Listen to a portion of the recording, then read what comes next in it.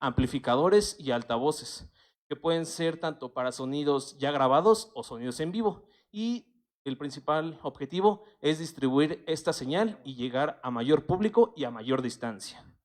Por favor, la que sigue. Ahora, esto puede llegar a ser tanto muy práctico como muy complejo.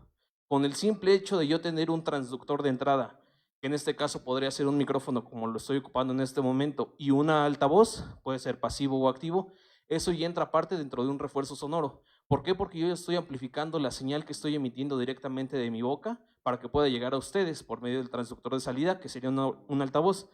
Tanto más complicado como nos encontramos en conciertos, que vemos que hay una combinación de cientos de micrófonos, una consola de audio, procesadores de señales, con puertas de salida, reductores de feedback, cosas así, hasta nos encontramos un gran número de altavoces que ahora se pueden ser llamados como sistemas de rango lineal, con el fin de cubrir la mayor cantidad de área posible, ¿correcto? La que sigue, por favor. Ahora, hay que entender los puntos fundamentales que nos ayudan en todo este proceso. Entender que se consiste de un transductor de entrada, los cuales convierten la energía sonora, por este momento como lo estoy haciendo, que es mi voz, mi habla, y lo convierten en una señal eléctrica con el fin de manejarla, procesarla, y de otra manera con los transductores de salida, que se vuelva a generar un nivel de presión sonora y pueda llegar a ustedes a través de sus oídos. Entonces entendemos que ese es un flujo del refuerzo sonoro. Desde el momento que yo empiezo a hablar, se transduce la energía a corriente eléctrica, llega a través de varios procesos y llega a un altavoz y vuelve a hacer una transducción ahora de salida. La que sigue, por favor. Ahora, entendamos los componentes del sistema, como los que comentaba. Básicamente puede ser desde un transductor muy simple y un transductor de entrada y de salida muy simple. Eso ya entraría en parte de refuerzo sonoro. Pero esto implica más cosas en cuanto a la complejidad del mismo o las características del mismo lo requiera. El primero sería el transductor de entrada, como les comentaba, que puede ser un micrófono. Después viene el cableado, que para mí es un punto muy importante, una consola de audio, procesadores de audio, amplificación y los transductores de salida. La que sigue, por favor. Ahora, un error muy común que nosotros nos llegamos a encontrar como ingenieros en cuanto nos dicen que requieren un refuerzo sonoro. Es raro encontrar a alguien que diga que requiere refuerzo sonoro, simplemente te dicen necesito una bocina, un bafle para que suene más fuerte. ¿Correcto? Pero hay que entender y darle significado a lo que estamos estudiando, compañeros, que es una ingeniería. Entonces, hablemos correctamente. Entonces, el primer punto es basarse en el número de asistentes del evento. Siempre, ¿cuánto llegan? Oye, requiero un audio para 100 personas. Oye, requiero un audio chico. Oye, requiero un audio para 1000 personas. Entonces, es diferente basarse en el número de personas. No debería de ser un punto de comparación para decir, ah, bueno, una bocina me cubre 50 personas. No es lo mismo yo tener 50 personas distribuidas en un área de 1 metro cuadrado a 1 kilómetro cuadrado, cosas así. Entonces, ese sería un punto a descartar para cuando nos piden un refuerzo sonoro, basarnos en el número de asistentes que hay. Nos basaríamos básicamente en las necesidades del recinto que tenemos. Por ejemplo, este recinto podría sonar quizá con si me dicen son 50 personas, quizá ahorita son 50 personas y digo, ah, pues solo pongo un altavoz. Pero ahorita tienen los compañeros un arreglo de altavoces para tratar de cubrir la mayor cobertura que exista del recinto. Después, la ignorancia de qué será el recinto. Si me dicen, oye, requiero audio para 50 personas. Ah, pues yo me imagino que va a ser una persona hablando. Y llego y me encuentro que es una banda de rock con una batería, 2 guitarras. Entonces no sabía yo qué características necesitaba para mis transductores de entrada. Entonces debemos de saber con qué evento nos vamos a enfrentar. Después, otro error que nos podemos encontrar es la ignorancia del uso de los componentes del mismo. Muchas veces nos dicen, ah, pues es que tengo esa bocina, hazla sonar, ¿no? Funciona. Bueno, pero ¿qué características tiene? ¿Es amplificada? ¿Es pasiva? ¿Es de rango completo? ¿Requiere de amplificación externa? ¿Cómo funciona? ¿Están funcionando bien sus transductores que tiene? Entonces hay que saber con qué nos enfrentamos. O hay veces que dicen, no, solo lleva las bocinas y son varios micrófonos y resulta que no tienen consola. Es como, entonces, debo de saber, yo hacer las preguntas correctas para saber qué requiero para realizar un buen refuerzo sonoro. Y otro error muy común es el presupuesto. Muchas veces nos llegamos a encontrar con clientes que nos dicen, oye, necesito una sonorización para 50 personas, pero tengo 1,000 pesos. ¿Para qué me alcanza? Y entonces dices, es que no te puedo dar una respuesta solo por el presupuesto, ¿no? No es por decir, con 1,100 ya te aumenta otra bocina o con cosas así. Simplemente saber, mira, esto es lo que necesitas. ¿Por qué? Por tus características del evento, saber cuántos transductores necesitas, cuánto cableado necesitas, qué componentes tienes, qué hace falta. Entonces, es un punto saber, no es como decir, pues tengo 1,000 pesos, sí me alcanza. Simplemente es adecuar lo que hay y sacar el mayor provecho de lo que tenemos para utilizarlo mejor. La que sigue, por favor. Después, un punto fundamental y con el que empezaríamos para el refuerzo sonoro serían los transductores de entrada. Es lo que les comentaba, cuando me piden un refuerzo sonoro, tengo que preguntar, ok, ¿qué va a ser? ¿Una voz? ¿Una reproducción de sonido ya grabado? ¿Una banda? ¿Banda y discursos? Con esto con el fin de yo saber qué material utilizar, porque qué tal que llevo solo puros micrófonos de mano inalámbricos y es una banda. Entonces es necesario saber yo qué voy a hacer y tener conocimiento de qué puede ser, sabiendo que pueden ser clasificados estos transductores. Bueno, hay varias características de micrófonos. Es saber qué ocupamos, qué herramientas tenemos y qué herramientas necesitamos con el fin de desenvolver esta señal y tener la captación de la señal de la mejor manera posible, poder hacer la transducción de una buena manera, de un nivel de presión sonora a corriente eléctrica, y esto nos los va a permitir el micrófono. ¿Perfecto? Entonces, la que sigue, por favor. Ahora, muchas veces me ha tocado que es despreciado el cableado. Dice, no, pues conéctale cualquier cosa. Con este cable es el que ocupo en casa y funciona perfecto, no sé por qué no te está jalando. Entonces, debemos entender que el cableado es una parte muy fundamental, pues es el encargado que se va a hacer la tarea de distribuir nuestra señal a través de todo nuestro sistema electroacústico. Desde que yo convertí la señal, por ejemplo, este micrófono es inalámbrico, viaja por radiofrecuencia a través de nuestro receptor ya tiene una salida con un cableado específico y llega a nuestra consola. Ese ya es un paso que lleva importante. ¿Qué pasaría si mi cable está mal hecho? Pues no llega a la consola. Después de mi consola tengo salidas, puede ser una consola pasiva o activa. Igualmente entrega salida en cuanto a un cable. Si este cable está mal, puede llegar a tener desde que simplemente no se escuche nuestra bocina, nuestro altavoz, o poder llegar a nosotros mismos dañar nuestros componentes. Podemos generar un corto como mínimo, o puede ser que ya estemos manejando potencia, y potencia ya estamos hablando de varios watts de potencia en cuanto a un voltaje más alto. Entonces podemos llegar a nosotros mismos con un mal cableado a dañar nuestro altavoz. Entonces es un punto fundamental que yo diría que es el cableado, y pues es el que se encarga de mantener nuestra señal eléctrica lo más puro posible. Entonces yo pondría énfasis en esto. Teniendo buenos cables, yo me garantizo que tengo una entrega de señal de manera correcta. La que sigue, por favor. Después, consola de audio. Si ya entendemos a tener nuestro refuerzo sonoro a mayor escala o queremos hacer una modificación de la señal como primer paso, entraría la consola de audio. ¿La consola de audio para qué nos sirve? Simplemente para hacer una combinación de señales eléctricas, que pueden ser ya varias señales de micrófonos o señales de línea, que puede ser una señal de un teléfono, una computadora, cosas así, y nos permite hacer la configuración del mismo para poder entregar una sola señal ya mezclada y con previas configuraciones. Existen varias, pueden ser analógicas o digitales, y cada uno nos da diferentes prestaciones. Si entendemos y tenemos la capacidad de saber con qué herramientas trabajar, pues siempre nosotros estemos mejor preparados, podremos desenvolver mejor nuestro trabajo. La que sigue, por favor. Ahora, otra parte muy fuerte e importante son los procesadores de audio. Ahí entra la parte de los ecualizadores, que contamos básicamente con dos, que son los paramétricos y los gráficos.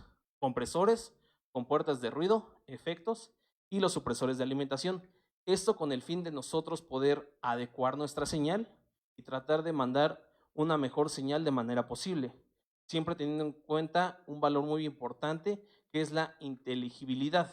La inteligibilidad, si bien es un valor subjetivo, es la manera en la cual nosotros hacemos constar que nuestro mensaje ha llegado de manera correcta. Si existe una buena inteligibilidad, eso quiere decir que lo que yo estoy emitiendo, ustedes lo están recibiendo de manera correcta y entienden lo mismo. Si existe poca inteligibilidad, es que no existe una transmisión correcta de lo que yo estoy diciendo con lo que ustedes están escuchando.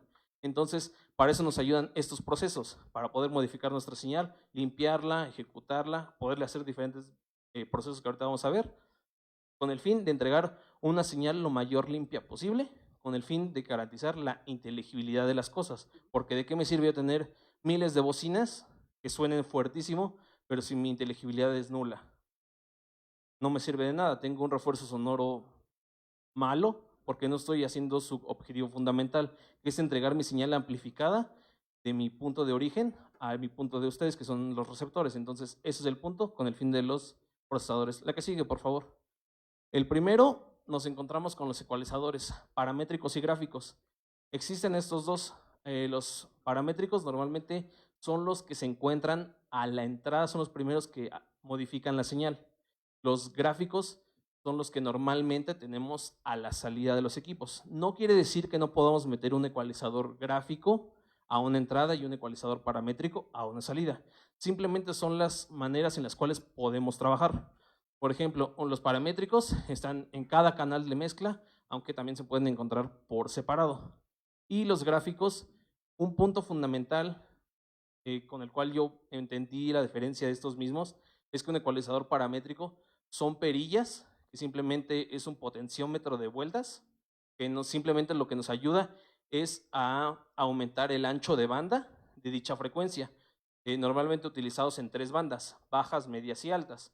Los podemos encontrar en una consola, que son las 3 perillitas que tienen normalmente después de la perilla de ganancia, y simplemente nos ayudan a hacer más amplia la frecuencia que está trabajando, pero no de manera precisa. Simplemente afecta a todas las frecuencias bajas, todas las medias o todas las altas. Las bajas normalmente utilizadas, esto varía, depende del fabricante. Las bajas van desde 20 Hz a 250, las medias de 250 a 2.5 kHz y frecuencias altas de 2.5 kHz a 20 kHz. Les digo, esto varía de fabricante a fabricante, pero simplemente, por ejemplo, lo que les acabo de decir, el paramétrico afecta a todas las frecuencias bajas. Si yo le doy ganancia a las frecuencias bajas, estaría afectando desde 20 Hz hasta 250 si yo tener una precisión de qué frecuencia estoy atacando. Entonces, lo que nos permite un ecualizador gráfico es sí tener el control preciso de cada banda que quiero utilizar en la frecuencia, normalmente utilizada mínimo por tercios de octava o por octavas. Es la manera en la cual partimos en frecuencias, el rango audible que tenemos desde los 20 Hz hasta los 20 kHz.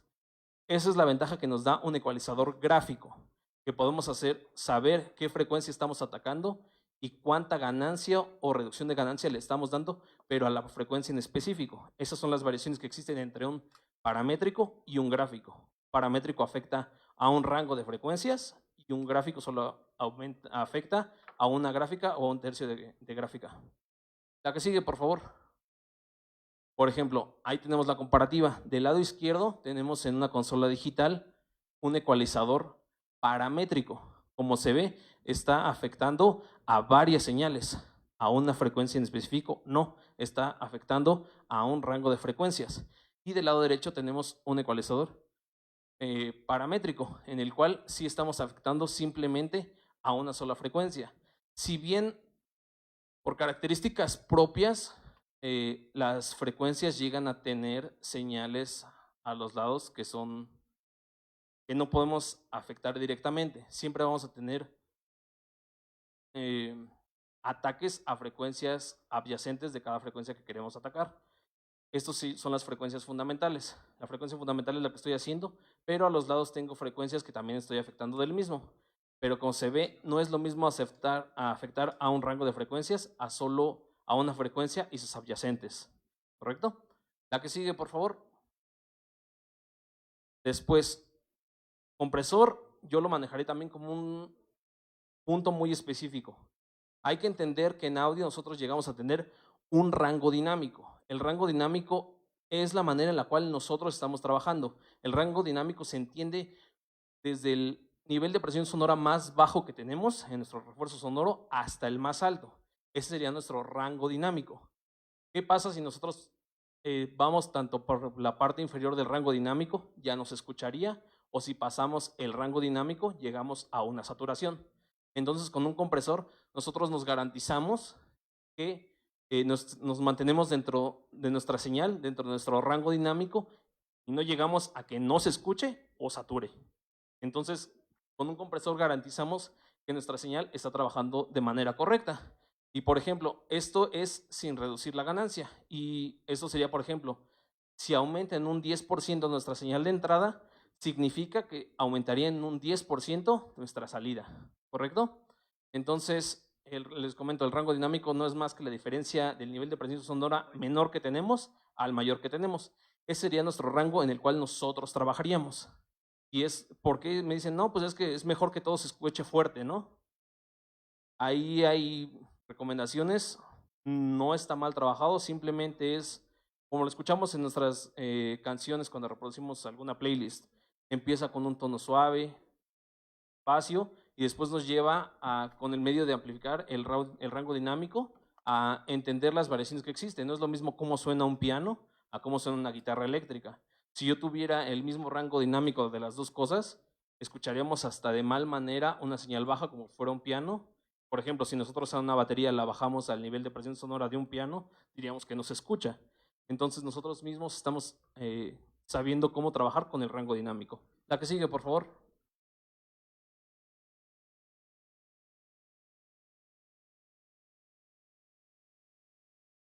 Ahora, una compuerta de audio. También es importante trabajar con ellas. ¿Esto qué me garantiza? Si bien sabemos que nuestros transductores de entrada, con el tipo que nosotros hayamos elegido para trabajar, hay unos micrófonos que son más sensibles a otros. Por ejemplo, un micrófono de condensador es mucho más sensible que un dinámico. Un dinámico es un micrófono más duro. Pero eso que nos implica que un micrófono de condensador llega a captar nivel de presión sonora antes que el dinámico por su propia transducción. ¿Para qué me sirve esta compuerta? Por ejemplo, si yo tengo este escenario que es reducido, pero yo aquí tengo que meter una batería, una guitarra, un bajo, 3 voces y otro instrumento, entonces yo estaría teniendo mucho nivel de presión sonora en este escenario.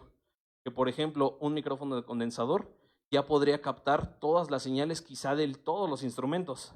¿Para qué me sirve una compuerta? Decirle, ok, tú vas a empezar a trabajar a partir de tal nivel de presión sonora. Una sensibilidad, le estoy diciendo, quiero que trabajes a partir de que recibas un rango de menos 40 dB. Si tú estás recibiendo ya menos 39 dB, actívate, ábrete y con eso ya puedes generar una transducción correcta. ¿Esto qué me sirve? Pues poder limpiar mi escenario. Yo saber que, garantizar que en el micrófono de la voz me está llegando la voz y no me está llegando la guitarra. ¿Correcto? Entonces, este es un punto también importante. Las compuertas de ruido simplemente me sirve para saber en qué momento yo abro mi micrófono y poder empezar la transducción. La que sigue, por favor.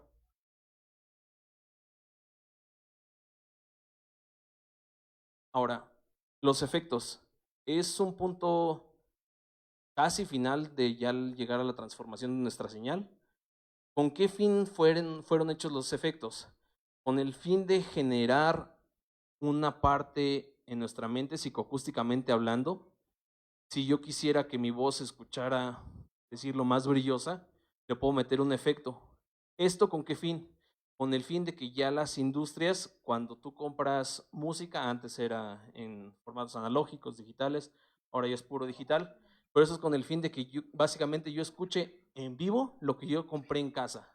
Esto con el fin de que, bueno, estoy semejando que está en un estudio de grabación, con un arreglo de efectos, reverberación, delay, coros, puedo garantizar que básicamente en un escenario en vivo escuche una copia fiel de lo que yo escuché en un estudio de grabación. Por esto fue hecho. Pero entendamos que esto es una parte quizá subjetiva y determinada por el propio artista. No es como decir que un cantante siempre tiene que llevar reverberación para que se escuche que está como si estuviera cantando en una iglesia. Hay veces que, por ejemplo, si esto lo pongo en una banda de jazz, pues se escucha mal, no se escucharía correcto. Entonces hay que entender yo qué tipo de señal quiero transmitir para saber cómo manejarla. Entonces, esto puede ser determinado de manera colectiva por el ingeniero, el artista o hasta el mismo director. Es ponerse de acuerdo entre ellos para decir, mira, yo quiero que mi voz se escuche de tal manera. Entonces, ponerse de acuerdo, ok, requiere tal efecto, se te pone y queda. ¿Te gusta? Ok. No quiere decir que esté mal poner mucho efecto, esté mal cantar sin efecto. ¿Ayuda? Sí ayuda. ¿No ayuda? Pues puede que no ayude, porque sería una copia más fiel de lo que tú estás emitiendo, ¿no? Es lo que mucha gente dice en contra del autotune. Cuando hay artistas que lo tienen, simplemente es un efecto, simplemente es un armonizador de frecuencias, es un autotune, simplemente lo trata de tener en una sola frecuencia base. ¿Está mal? No. ¿Está correcto? Pues puede ser, la cosa es que se escuche de manera correcta, ¿no? Entonces simplemente es ponerse de acuerdo cómo yo como artista quiero sonar, yo como artista quiero que me escuchen y qué quiero transmitir a mi público. Sigue, por favor. Ahora, un punto muy importante también son los supresores de retroalimentación o feedback. Es el principal problema que nos llegamos a encontrar en cuanto a un refuerzo sonoro. Es conocido con la gente cuando dicen que el micrófono está chillando o la bocina chilla. Esto simplemente está explicado por el efecto Larsen, que es cuando nuestra misma señal emitida por el altavoz está siendo captada por nuestro transductor. Es cuando la misma señal que tenemos de nuestro transductor de salida es la misma de la de entrada. Y esto que genera un bucle infinito de misma señal, y eso es lo que hace el feedback. Entonces, es un sonido indeseado, y un sonido indeseado que es ruido. Entonces, no queremos eso, para eso se ocupan estos tipos de supresores. Y lo normalmente que se ocupa, como les comentaba, es básicamente un ecualizador ya realizado en un filtro, con el fin de que sabemos que una retroalimentación se puede dar desde una frecuencia hasta múltiples. Entonces, lo que les comentaba, con un ecualizador podemos hacer la variación tanto de varias frecuencias o de una sola. Para eso, entonces, un supresor básicamente es un ecualizador. Normalmente ya ocupado por diferentes tipos de filtros, y el mayor filtro utilizado es el filtro notch, que el filtro notch es el que se encarga de atacar simplemente una señal sin variar sus fundamentales de la misma frecuencia. Entonces se ocupa este filtro para tratar de afectar simplemente la señal que me está generando problemas de feedback. Entonces es un punto, y con eso yo me garantizo de evitarme esa retroalimentación o mal llamados, eso que chille el micrófono. ¿Correcto? La que sigue, por favor.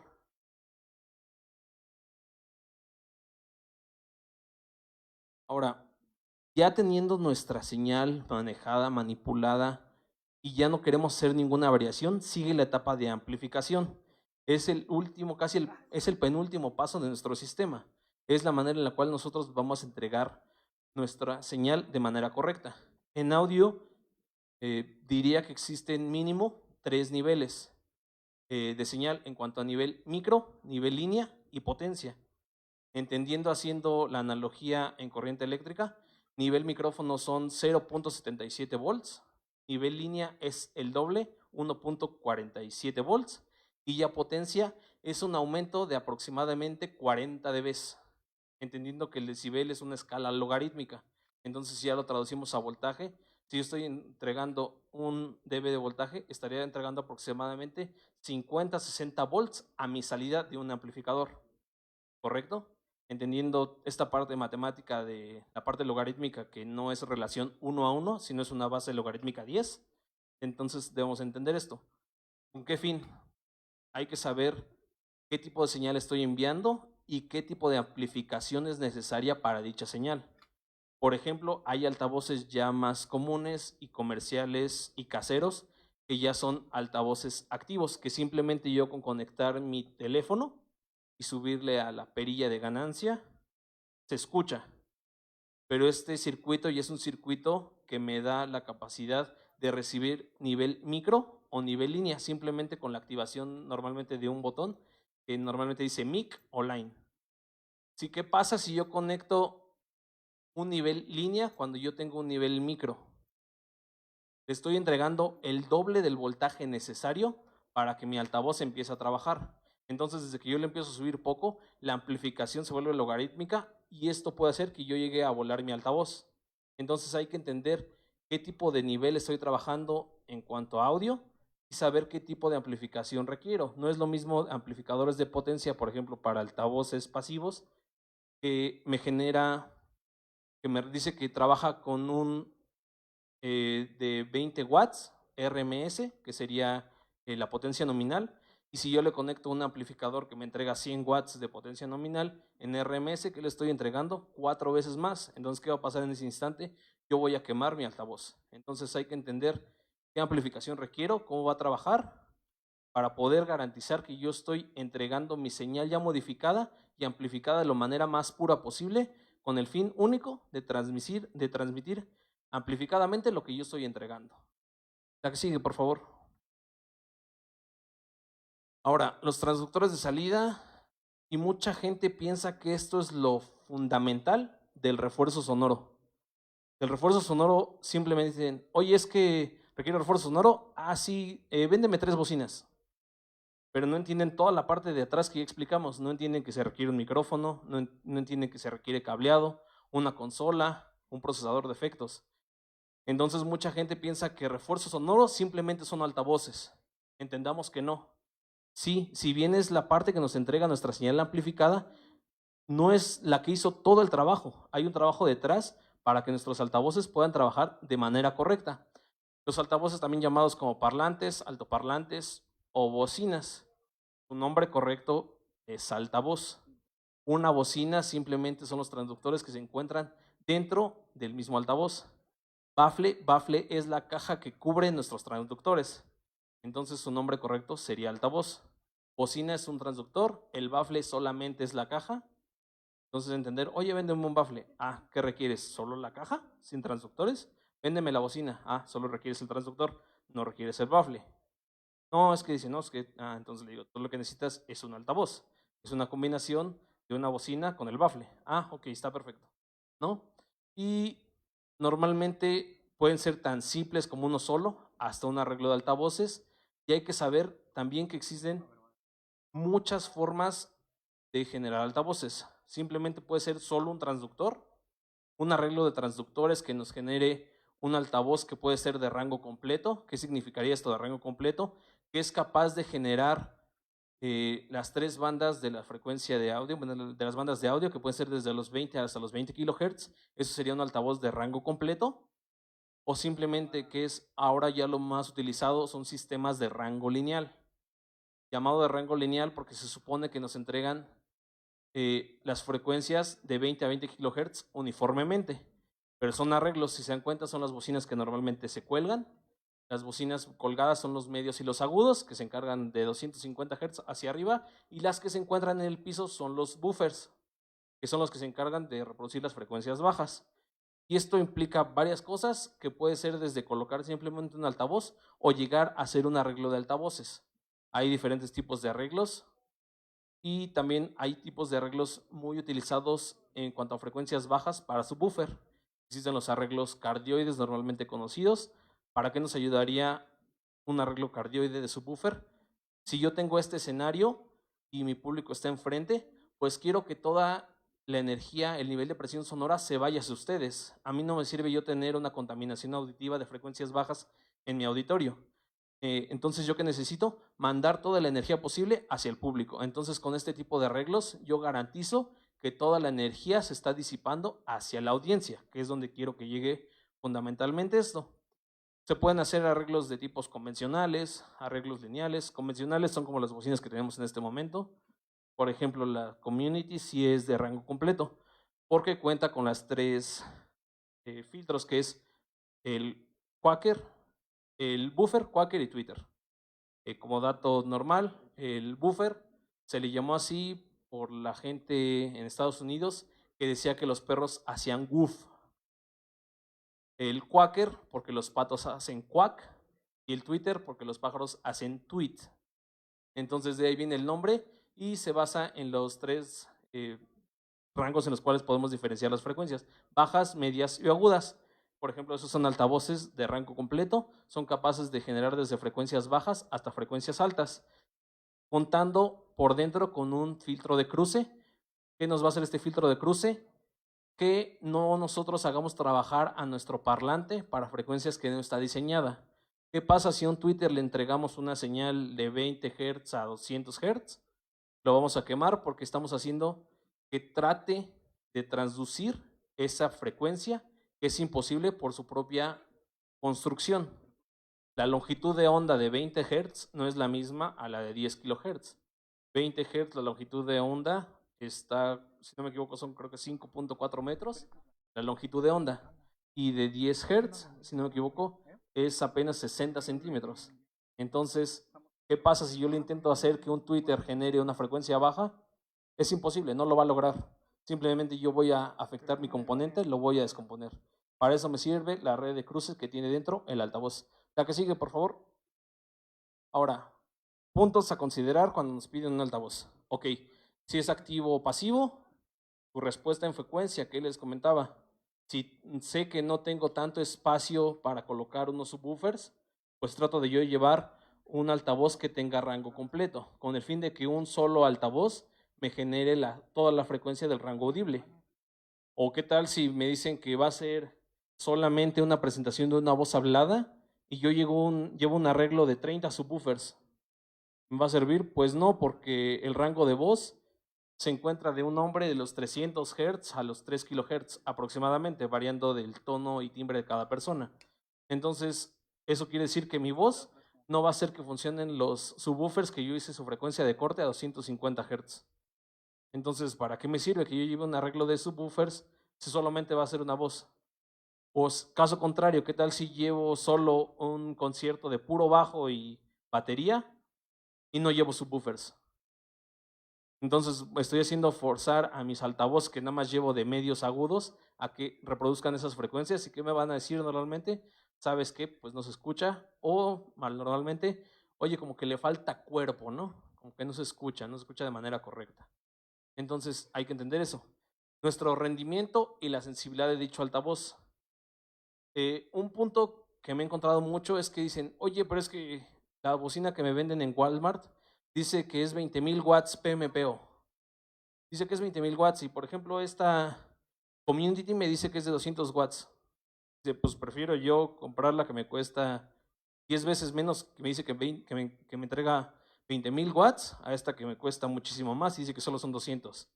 ¿Por qué? Y que le digo, bueno, tenemos que entender cómo está hecha ese altavoz. Entender también que la sensibilidad y la potencia que nos entregan, cómo está garantizado, cómo está especificado. Si bien para mí no debería de existir ese concepto de PMPO, que significa Peak Media Peak Out, básicamente lo que dicen es que le inyectaron 20,000 watts y explotó. Eso quiere decir que quizá menos funciona, pero no está garantizado. Entonces, 20,000 watts RMS, Peak Media Peak, eso significa que ya es una frecuencia, una potencia normalizada.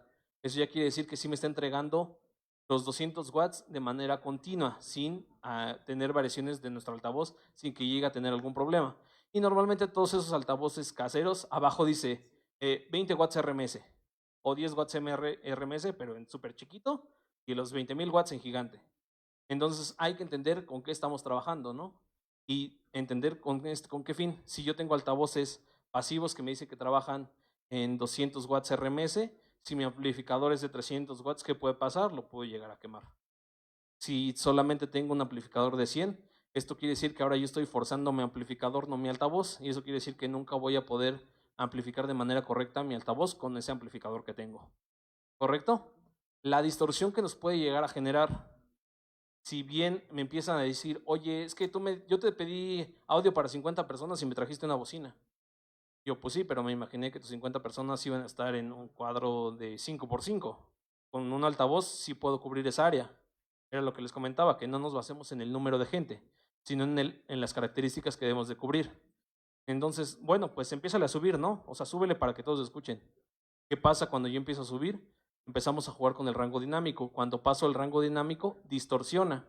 ¿Y qué pasa con la distorsión? Ya no hay inteligibilidad, que es lo que yo quiero garantizar con mi refuerzo sonoro, que lo que yo estoy emitiendo llegue a ustedes de manera correcta. Si yo llego a distorsionar, puede que se llegue a escuchar la mitad, menos de la mitad, se escuche algo, o puede que no se escuche nada y puro ruido. Entonces, eso ya sería la parte de la distorsión. Tanto como micrófonos como los altavoces tienen un lóbulo de captación como un micrófono o radiación como un altavoz. Esto nos los da las características propias de cada fabricante. Por ejemplo, me dice que el Quaker tiene un lóbulo de grabación de 120 grados, el Quaker de 90 y el Twitter de 30 grados. ¿Esto con qué fin? Esto lo hacen con el tipo de arreglo del bafle, tratar de hacerlo lo mayor direccional posible. ¿Esto por qué? Porque, como les comentaba, no me sirve, depende de lo que pidan, que por ejemplo un altavoz sea unidireccional. Si yo quiero solo refuerzo enfrente, pues no me sirve que también a mí me esté llegando la misma señal que yo estoy produciendo. ¿Por qué? Pues porque no requiero quizá esa parte, o puedo ser propenso a una retroalimentación si llego a tener un altavoz omnidireccional. Entonces, ¿qué es lo que quiero? Yo simplemente entender que quiero amplificar mi señal a una parte del auditorio, entonces requiero saber el lóbulo de radiación de los altavoces y posicionarlos de manera correcta con el fin de yo poder entregar el nivel de presión sonora adecuado. ¿Para qué nos sirve también tener el entendimiento de los lóbulos de radiación? En arreglos convencionales, como baffles como estos, existe un fenómeno llamado filtro de Peine. Filtro de Peine es cuando dos altavoces se encuentran en su lóbulo de radiación, interceden entre ellos. ¿Y esto qué genera? Cuando se suman dos señales del mismo tiempo, ¿qué pasa? Se amplifican o se cancelan. Tanto puede ser que podamos tener una amplificación de una frecuencia, como podamos llegar a tener una supresión de misma frecuencia. ¿Esto qué haría? Pues que en ese punto dicha frecuencia no se escuche. Pues dice, es que si me muevo para la izquierda escucho perfecto, pero si me muevo a la derecha ya no escucho nada. Entonces ahí que tenemos un filtro de Peine. Para eso nos sirve entender nuestro lóbulo de radiación, con el fin de tener nuestro mejor arreglo y que nuestro público entienda de la mejor manera. Y como les comentaba, el nivel de presión sonora máximo que me puede emitir dicho altavoz. Por más que yo force un altavoz, si quiero que un altavoz llene la escuela, pues va a ser imposible. Por más que yo le suba de amplificación, le dé ganancia de salida, eso no es imposible por características propias. Entonces, es entender hasta dónde puedo trabajar, el nivel de trabajo que tiene mi altavoz, y pues si requiero más, pues simplemente más arreglos de altavoces, ¿correcto? La que sigue, por favor. Ahora, las últimas recomendaciones es entender qué aplicación requiero. Simplemente un micrófono y un altavoz, solo es muy básico, o requiero hacer un refuerzo sonoro para un recinto gigante como un estadio, para, no sé, entender para qué requiero esa amplificación, ese refuerzo sonoro. Después la ubicación del evento. Entender que muchas veces estamos peleados con la física, pero entender que todo implica en la física. Por ejemplo, este auditorio no se escucharía de la misma manera si ahorita estuviéramos a 40 grados centígrados, a 10 grados centígrados. ¿Por qué? Porque la característica física afecta a nuestro medio, que sería elástico, que ahorita es el aire, con el fin de transmitir nuestra señal. Entonces, es entender a dónde, porque me dicen, oye, es que en las mañanas suenan más fuertes los agudos y en la tarde suenan más fuertes los bajos. ¿Por qué? Porque por la pura física, la excitación hace que la energía se propague de diferente manera por cierta temperatura. Si tuviéramos una idealidad, pues simplemente dicen, ok, vamos a trabajar a 25 grados centígrados, que es la idealidad, y pues si eso estuviera siempre, pues seríamos todos felices, ¿no? Porque no tendría variaciones, que no es lo mismo que yo esté sonando a las 10 de la mañana que a las 10 de la noche. Entonces es saber la ubicación, saber si es un recinto abierto, un recinto cerrado, si literalmente es completamente cerrado, si es completamente abierto, entonces ¿qué voy a requerir? Pues un nivel de área mayor a cubrir o menor, dependiendo. Las prestaciones del lugar para la instalación del equipo. Hay muchas veces que nos encontramos que dicen, no, pues es que es en mi casa. Y llegas con equipo y, oye, ¿dónde me posiciono? Ah, pues ponte ahí en el rincón, ¿no? Donde no estorbes tanto. Y eso significa pues que pues mi altavoz puede que no funcione de manera correcta, puede que no haya las implicaciones necesarias para que yo pueda colocar un altavoz. Entonces, muchas veces es necesario, previo cuando nos solicitan un refuerzo sonoro, se llama hacer un scouting, que es visitar el lugar y poderles decir, ah, mira, por tu característica, te recomendaría este equipo por estas características y por esto. ¿Por qué? Porque tu lugar es cerrado. ¿Por qué? Porque no hay donde colocar los altavoces y muchas veces también vamos de la mano con la estética. Si yo quiero garantizar que todos van a escuchar, pues pondría un buen de altavoces aquí enfrente, ¿no? Y todos escucharían. Pero pues, ¿qué pasaría? Estéticamente ya no se ve bien. Entonces, no hay que olvidar esa parte de la estética. Hay que tratar de entregar lo mejor que podamos con las características que hay. Ahora, el uso adecuado de los componentes. Hay veces que me dicen, no, tú solo llevas una bocina porque yo tengo 3 en mi casa y con eso yo sono muy padre. Pero pues, ¿qué significa? Que si yo llevo un equipo pasivo y resulta que todas las que él tiene son activas, pues no hay un acople correcto de estos equipos. Y simplemente por los propios eh, productores que hacen los equipos, no va a sonar de igual manera un equipo community a un JBL. Los fabricantes se pelean entre ellos por saber quién hace el mejor altavoz y hacen diferentes variaciones en cuanto a red de cruces, el tipo de baffle es de madera, el otro es MDF, el otro es un buffer plastificado. Y todas esas variaciones hacen que pueda sonar de manera diferente. Dicen, no, pues es que yo lo hago sonar bien. Pues sí, pero pues mientras más sepamos de los componentes, pues podemos sacar mayor provecho de los mismos, ¿no? Y otro punto bien importante para mí que siempre creo que es olvidado, es la corriente eléctrica. ¿Cuántas veces llegamos y, conéctate a la cocina? Y es así como de, sí, pero pues ya hablando de manera ingenieril, pues sabes que mi amplificador ocupa 5 amperes y los altavoces activos ocupan 2 amperes. Mi consola ocupa medio ampere, entonces yo ya tengo que 10 amperes y pues resulta que su pastilla es de 10. Pero pues también quieren conectar una cafetera. La cafetera ocupa 5 amperes. ¿Qué pasa? Ya quemé su mínimo su fusible o si no toda su instalación eléctrica.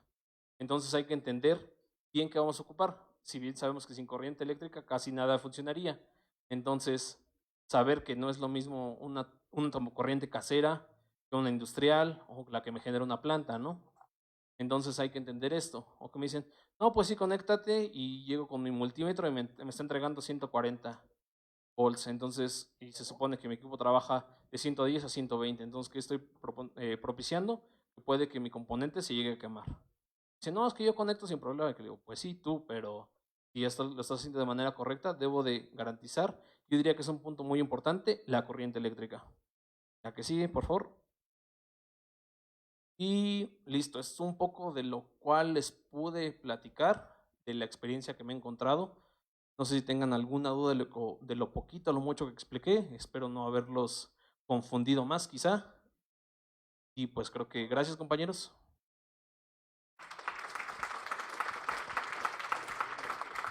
Gracias. Vamos a pasar la ronda de preguntas. Por favor, si tienen una, me levantan su manita y yo voy con el micrófono y me acerco, ¿va? Empezar con, ya tengo una y luego con... Gracias. Pues son 2 preguntas y un comentario.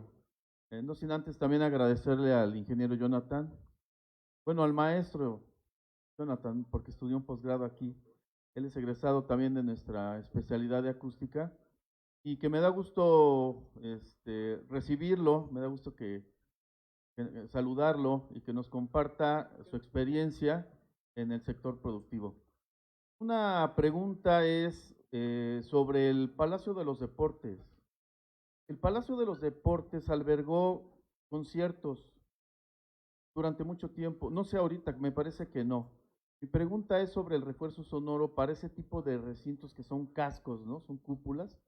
Y ¿tendrán algún remedio para que se puedan llevar a cabo este tipo de eventos musicales? Esa sería mi primera pregunta.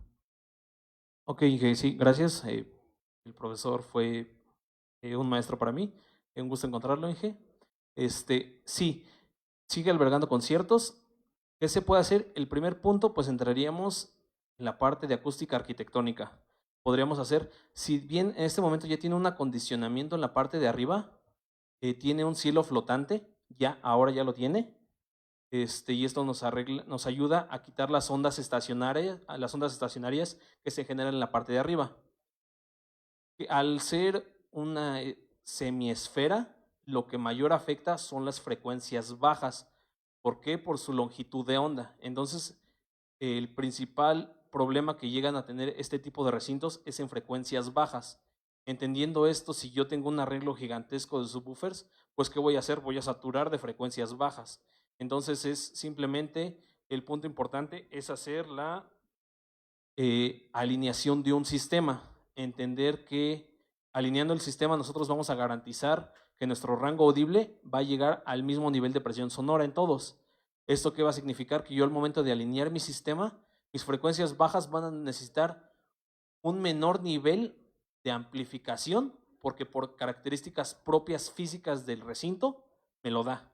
Entonces yo ya no voy a tener que afectar tanta amplificación en frecuencias bajas, porque ya las características propias del recinto me lo dan. Entonces es posible, hasta se hacía el chiste de que es el palacio de los rebotes, porque las frecuencias bajas, por características propias, generan estacionarias hacia arriba y empiezan a rebotar, empieza a haber múltiples reflexiones que no son tan predecibles al ser una esfera. Entonces, ¿se puede trabajar? Sí, alineando un sistema. Entonces, alineando un sistema con métodos de predicción, yo puedo garantizar una alineación del sistema que sea lo más plano posible, y este propio sistema nos va a decir, requieres menor amplificación en frecuencias bajas, y con eso ya puedes trabajar. Esa sería la respuesta. Gracias. Y el comentario es sobre el tecnicismo para adquirir y comprar transductores, ¿no? En este caso los altavoces. Fíjate que yo, en mi experiencia como docente, sí pueden encontrar y pedir en el mercado buffer y subwoofer, ¿no? Y el tweeter, pero cuando preguntan por un squawker, no saben ni qué es eso, ¿no? Entonces nada más, yo creo que conocen más en el mercado de República del Salvador lo que es el buffer y lo que es el subwoofer. Muchas gracias. Gracias, Inge.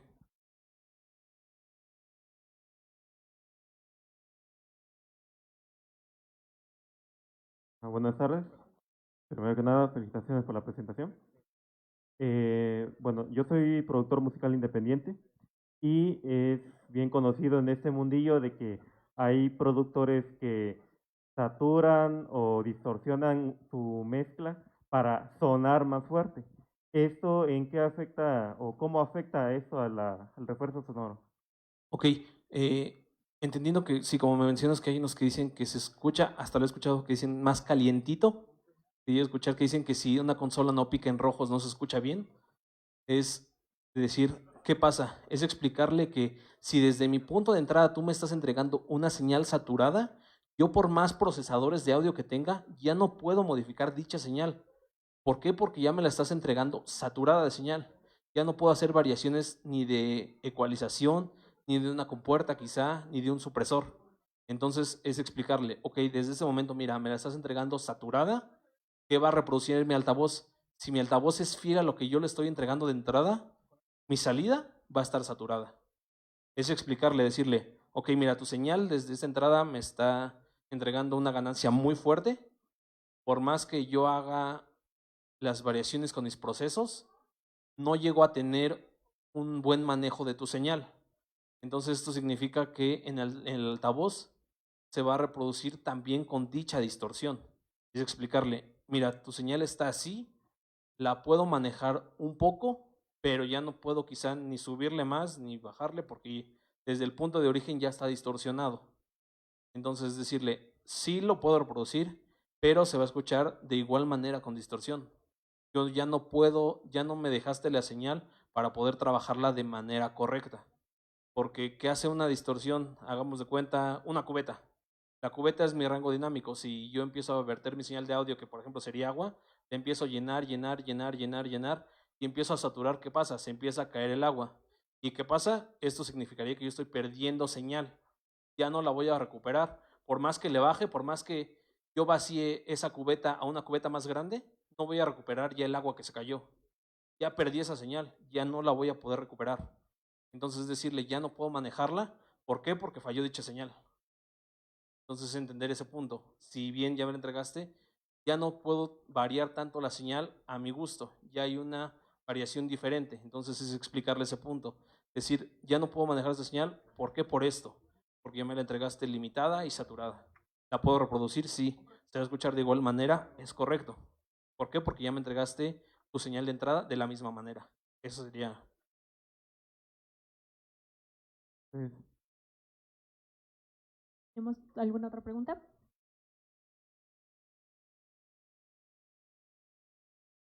Hola compañero, yo soy Damián.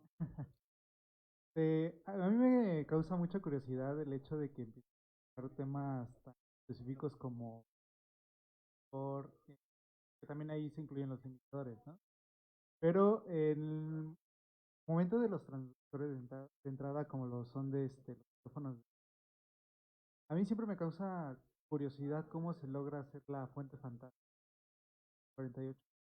Porque me imagino que, bueno, tenemos, y lo mencionas, depende del evento que vayamos a, que usan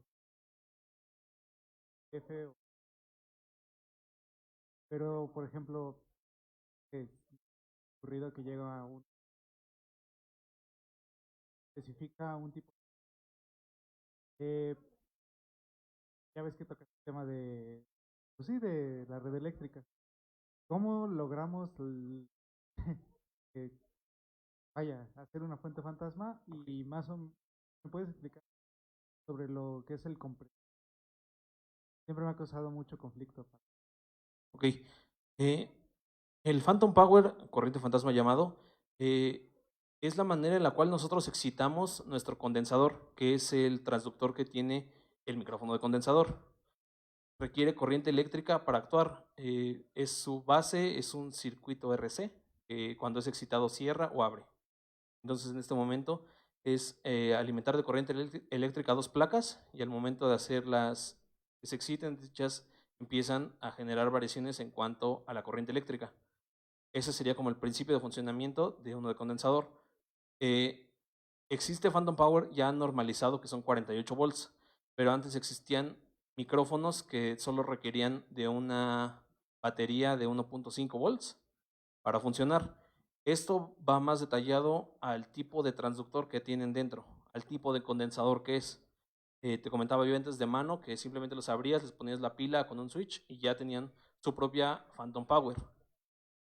Por ejemplo, los micrófonos, como mencionabas, lavalier, diadema, cosas así, que son inalámbricos, llevan un body pack, que es el transmisor, y dicho body pack ya se entrega de entregarle el Phantom Power para que el micrófono se excite. Entonces, sí está bien que sean los 48 volts, pero hay un rango, tanto pueden ser 3 volts, 1.5, 12 volts, tanto propias características del fabricante.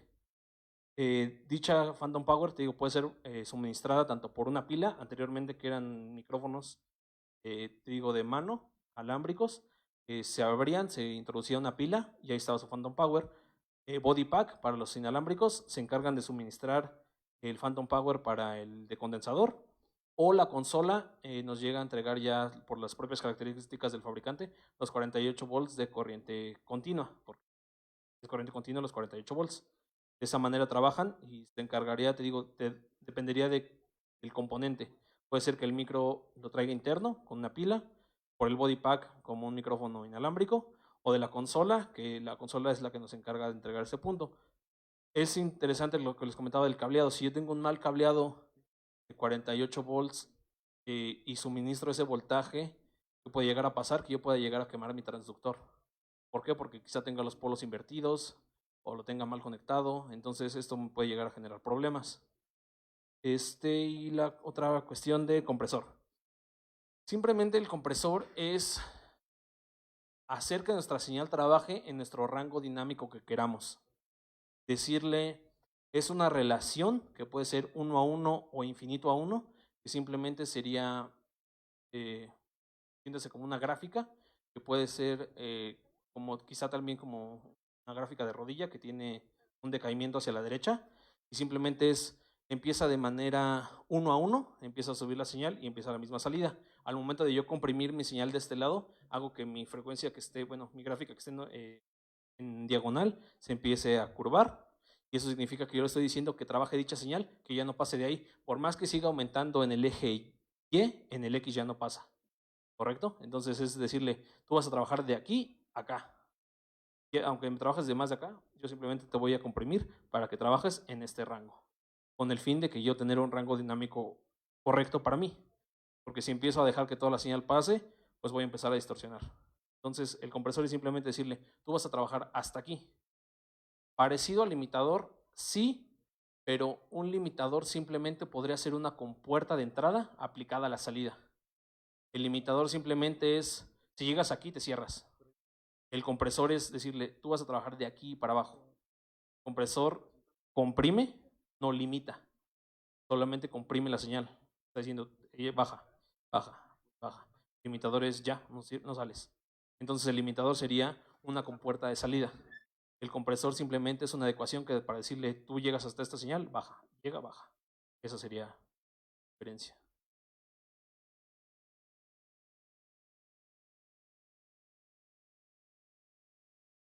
Ok. Bien, pues muchísimas gracias a todos los que para el cierre de Jonathan Nes. Les explicó el Jonathan es un gran egresado de acústica. Yo creo que a todos nos ha enseñado algo en algún momento, siempre está dispuesto a darnos un poquito de su conocimiento, lo cual siempre le agradecemos mucho. Y pues a nombre de la ESIME Culhuacán y a nombre de la Academia de Acústica, 22. Gracias, compañeros, un gusto.